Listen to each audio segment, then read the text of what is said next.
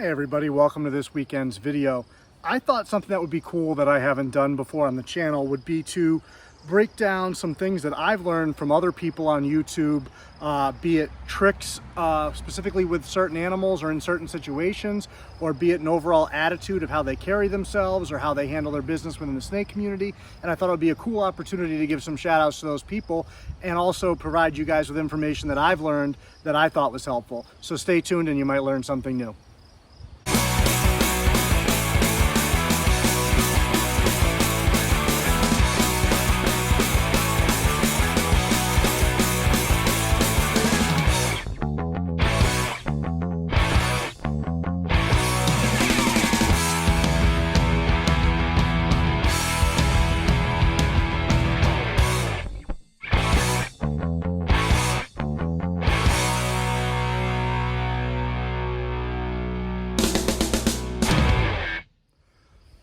So the first person that I want to talk about that I've learned a really significant amount of stuff from on YouTube, I'm using a Sumatran shorttail from because we're this close to convincing her that she needs a Sumatran shorttail. And it doesn't really take much to convince people that they need these. So I think we're going to get there. But that person is Lori Tarini, and she has a fantastic channel here on YouTube. And it's all about really education, behavior, science, and all of that kind of stuff. And she's doing a lot of things that not a lot of people are doing with these animals and showing their trainability. And I know there's a lot of people that probably laugh at that thought, but these animals are intelligent. And the thing is, we just try to apply, mammalian traits in order to gauge intelligence of these animals instead of looking at them for what they are and the ways that they demonstrate intelligence and how they learn. And, with a dog or even a cat in some cases, there's a reward system that you can work with, by giving them treats or affection in these things. And with snakes, it's a little bit different.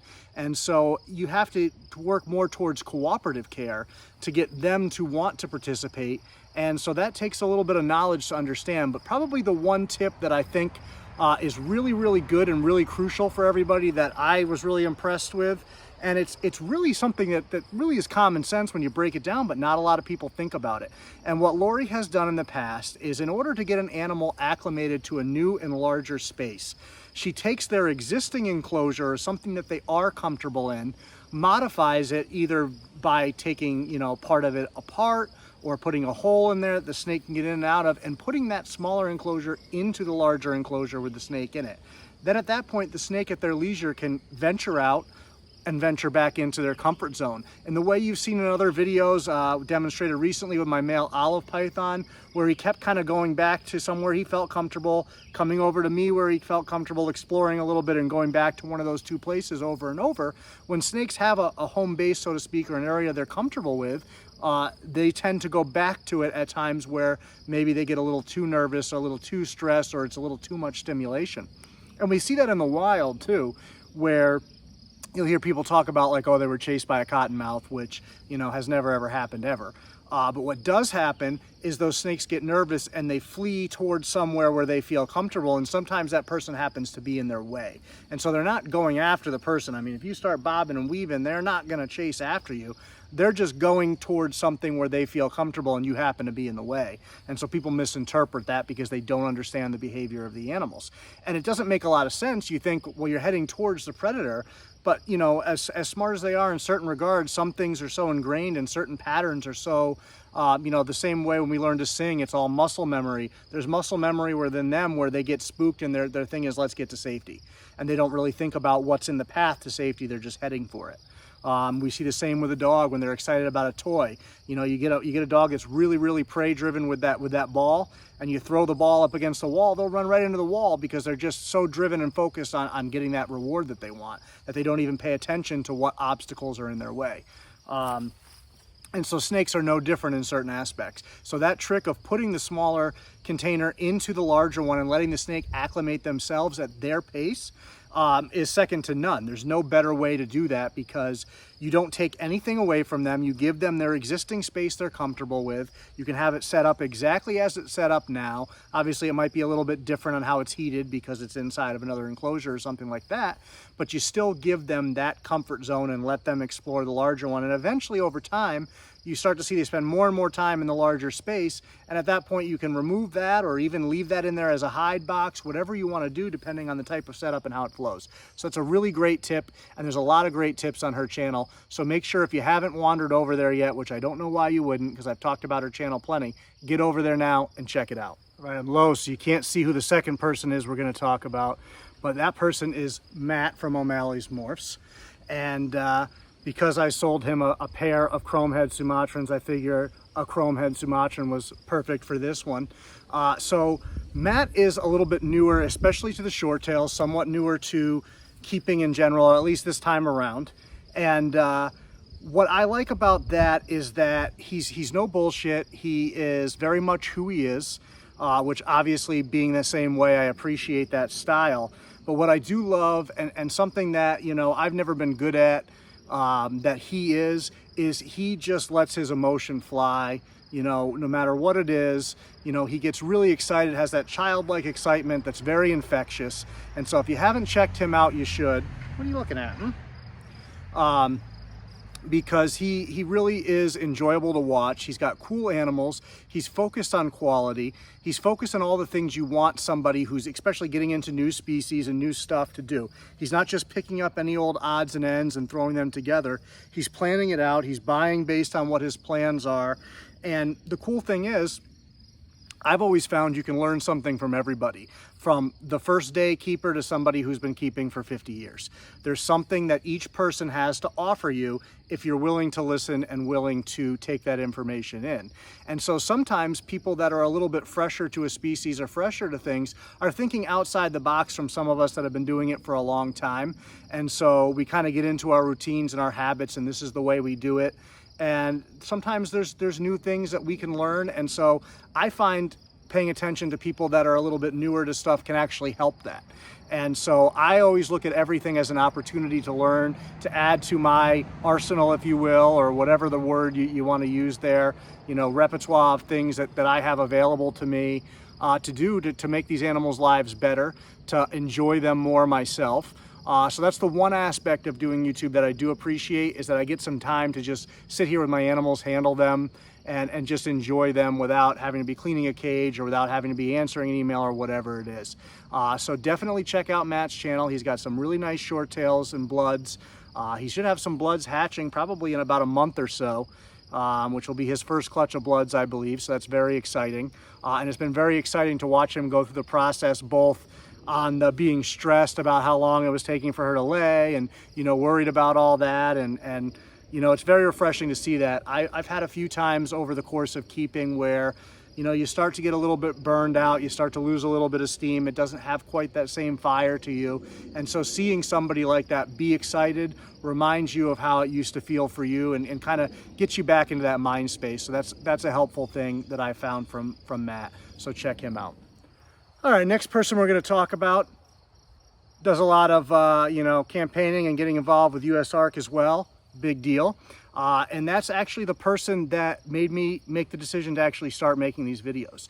And so how could I not mention that person as somebody who's influenced me in the YouTube space? And that would be Jason from Jason's Exotic Reptiles. You guys have seen me do a couple of videos with him. Now he's a little bit more local to me than he was, so that's really cool. Got my one of my favorite little Borneo guys here. I should have grabbed the boa, would have been more appropriate for Jason since he's a big boa and berm guy. But I just staying in the same rack right now, making life really easy, especially while I'm dealing with, you know, getting everything done. But Jason is no nonsense. He's got a really great passion for these animals.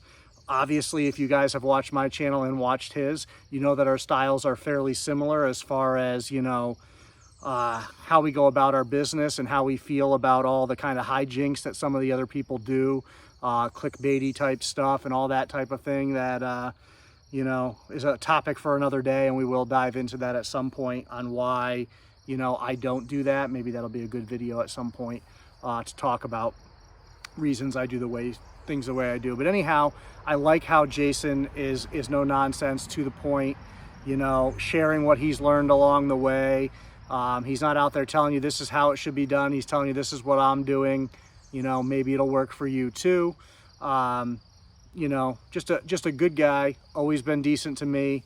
And like I said, inspired me to start doing this. You know, I talked to him up at Nerd one day and he said, you really ought to think about it, and told me all the reasons why he enjoys doing it. And, you know, he gets pretty busy, but he does put out some pretty decent content. And if you like boas and berms especially, you'll definitely enjoy seeing some of the animals he has. He has some really nice stuff, especially with the locality boas and things like that. I've been to his house a few times. It's always very clean, very organized. Everything is always taken care of to the max. And, you know, in talking to him, he wants to do more than he's doing now for his animals, and has these visions of kind of changing his whole snake room eventually. And I hope he gets there someday, because I think he will be a person that'll really be good for that message and really enjoy you know, putting these animals in these cages that are really tailored towards them, which is what he wants to ultimately do. And it's what we all want to do, you know, and that's why I keep different types of caging for my animals. I have some animals in tubs, I have some animals in cages, I have an animal in a Exoterra. You know, it all depends on what I think is best for that species and that individual animal. And that's kind of how I base my keeping, and that's what he's working towards and doing. And so I really appreciate that. I appreciate his approach and getting me involved in this platform. Gotta hide the next one, but it is none other than Mr. Brian Cusco from Triple B TV and Brian Cusco. He's got 2 channels because he's that awesome. I really appreciate Brian as a human being, and you know, he's real, he's passionate, and what I love about him most is probably also the thing that drives me the craziest sometimes, is just his overall positivity with everything. I think sometimes he may try to see the good in people a little too much and maybe see some good that really isn't there, but I can't fault that outlook on life. And so I picked the marble Borneo for this because as a kid growing up, you know, in the age when, you know, we didn't have like so much video games and all that, or at least I didn't, marbles were always the old reliable, something you could count on. You knew exactly what you're going to get, and it would entertain you. And that's Brian. You know exactly what you're going to get from him. You're going to get his passion. You're going to get his, you know, honest opinion on something. You're going to get positivity, and you're going to get, you know, quality. And I appreciate the fact that Brian is growing in the hobby, and he's putting it all out there for people to see, the good, the bad, things he's learning, mistakes he's made. And I appreciate the fact that he's kind of separated the 2 channels, and he has the vlog channel. He's got his family involved. I love seeing the fact that he's got his kids helping pull clutches and picking out their first snakes, and just being involved in what he loves and sharing that with them. And that's something that I would almost say that I was jealous of, in a sense. I'm not, it's the wrong word, I guess, but I mean, that would be so cool to have, you know, my own kids that were growing up and learning this stuff and being able to watch their passion ignite. And, you know, there's a few other people that I see where it's really, really cool to watch their children grow up and develop into future snake keepers. To know that, you know, when the old guard is gone, that this new guard's coming up, because it's tough out there. There's a lot of people coming into the hobby, and there's a lot of people that are bringing in new faces that aren't really bringing in the right new faces and cultivating them properly. And so we're getting into situations where we're seeing a lot more negativity. And so I appreciate people like Brian that are trying to bring people in the right way, educate them the right way, you know, and teach them things as we want them to be learned. And that's just real. I appreciate realness above all else. I don't like, you know, all the over-the-top stuff and whatever. And, you know, Brian has a little bit of fun and might do some of that stuff to some extent once in a while, but it's genuine. It's not like you see on some other channels and you see with some other people. And so I really, really appreciate Brian and really appreciate what he does. Not to mention, I am really, really tech stupid, and he has been so patient with me, helping me to grow my own channel. And my channel's success definitely would not be what it is without all of the help and all of the stupid, stupid questions that I've sent him over time. So I appreciate you, man. All right, last but certainly not least, we've got the little special guy here with the kink that's hanging in there doing his thing, being crazy. And he has persevered by pipping himself, taking food himself, switching to frozen thawed himself. I haven't really done anything to help this snake. No assist feeding, no force feeding, nothing. I haven't done extra things to his tub. He got the same thing every other baby got: an opportunity to pip, opportunity to hatch on his own, opportunity to feed on his own, and he's doing it. And so I'm very proud of him. And so he is representative of you guys. Not that you're kinked, but that I appreciate the fact that you guys are here, that you've stuck it out, not only through this particular video, but that you guys have been here to, you know, buy merchandise as I've put it out, send super chats, really support the channel. Some of you have gone crazy, especially lately. As I've told you, you know, the channel is really suffering. You've gone out there, you've made sure you comment on a ton of videos, you hit those like buttons, you do all the things that help this channel survive. And so I appreciate that to no end. And so I would be remiss if I didn't pick you guys as, you know, the number 5. And that doesn't mean, you know, least important by any means, but I figured because I want to say thank you for you making it to the end of the video, it also made sense to have you guys at the end that way. And so thank you so much for everything that you guys give back. And hopefully I will continue to be able to bring you guys content that you appreciate and enjoy, and that you feel compelled to watch, to hit like, to, you know, subscribe to the channel, stay subscribed to the channel, to share videos when you think that maybe they could help somebody or they're pertinent somewhere, or you want more people to get eyes on them, whatever it is. So I just want to say thank you very much for that stuff, and a big thank you especially to my members, and for you guys sticking with me, as right now, you know, it's been a little bit of a lull in the members only content. We've had some chats and we talk about things with the channel, and we talk about things with keeping and life and all kinds of stuff in there. But I am aiming to get you guys some more exciting content as time goes forward. I'm able to start traveling again. We'll get some members only stuff done at some cool places, where you guys have a chance to really sit down and interact with some of these other people and ask some personalized questions, whatever it is. So thank you guys very much for that support. I appreciate you. And that's why part of the membership that you get first shot at available animals. And so hopefully you guys enjoy that, stick with it. And thank you again, and we'll see you this week.